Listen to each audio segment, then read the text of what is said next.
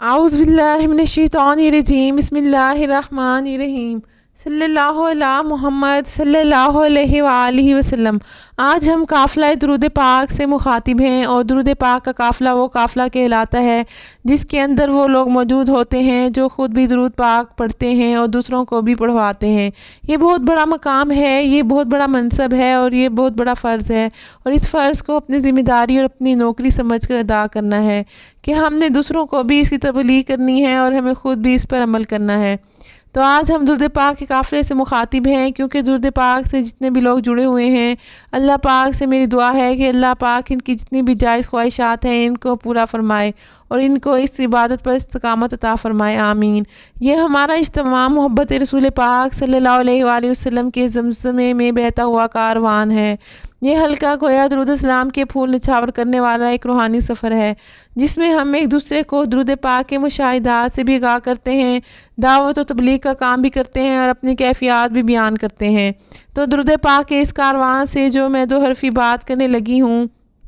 وہ مختصر سی ہے کہ اہل درود کو درود پاک کے ذکر سے آخرکار ملتا کیا ہے۔ ویسے تو بڑی بڑی فضیلتیں بیان کرنے کو بھی باقی ہیں، بہت ساری کیفیات جو ہم نے بھی محسوس کرنی ہیں، جو میں نے آپ لوگوں کے سامنے بیان کرنی ہے۔ دراصل اس پوری زمین پر رہتے ہوئے جس نے بھی درود پاک کے ذکر کو اپنایا اور درود پاک پڑھا، جسے ہم قافلہ درود پاک بھی کہتے ہیں، وہ ساری مخلوق درود پاک کے ذکر کی وجہ سے نواز دی گئی، اور یہ ساری مخلوق نواز دی جاتی ہے اور انشاءاللہ تعالی نواز دی جاتی رہے گی۔ اس طرح درود کا ذکر کرنے والے کی جھولی خالی نہیں رہتی، وہ جو چاہتا ہے، جو مانگتا ہے، زندگی کے اندر اس کو ملتا ہے۔ اہل درود کی جھولی کبھی خالی رہی ہے نہ کبھی خالی رہے گی۔ ہمارا اس بات پر مکمل اور کامل ایمان ہونا چاہیے کہ یہ جو عطا ہوتی ہے یہ اللہ رب العزت کی طرف سے ہوتی ہے۔ جب اللہ تعالیٰ نہ چاہے تو ہمارا یقین بھی مستحکم نہیں ہو سکتا۔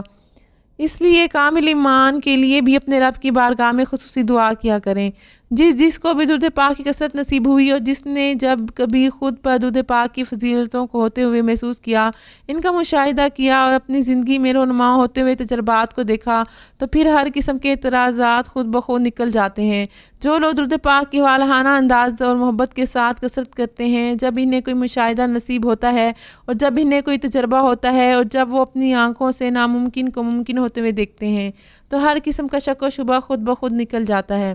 اور جو لوگ درود پاک کی کثرت کو دل و جان سے کرتے ہیں تو ان کی کشتی کبھی ڈگمگاتی نہیں، کبھی بھی دنیا کے بھنور میں نہیں پھنستی۔ ان کی کشتی جو پہلے دنیا کی آزمائشوں اور تکلیفوں کے بھنور میں پھنس جاتی ہے، درود شریف کی کثرت سے اہل درود کو ایک نیا راستہ مل جاتا ہے۔ اللہ تعالیٰ اہل درود کو دنیا کے ہر قدم پہ کامیابی نصیب کرتا ہے۔ تو اہل درود جو درود پاک کے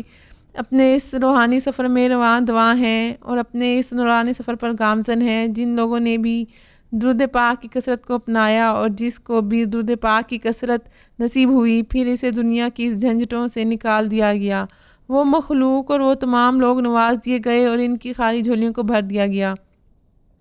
اس بات پر ہمیں کامل یقین رکھنا ہے کہ جس کسی نے بھی درود پاک کو کثرت سے پڑھا، الحمدللہ اللہ پاک کے کرم اور اس کے فضل سے آپ کو نواز دیا جاتا ہے۔ ویسے تو ہم ہزاروں باتیں کرتے ہیں کہ ہماری یہ خواہش بھی تھی، اللہ نے پوری کی، ہماری یہ دعا بھی تھی، رب نے پوری فرمائی، لیکن ایک بہت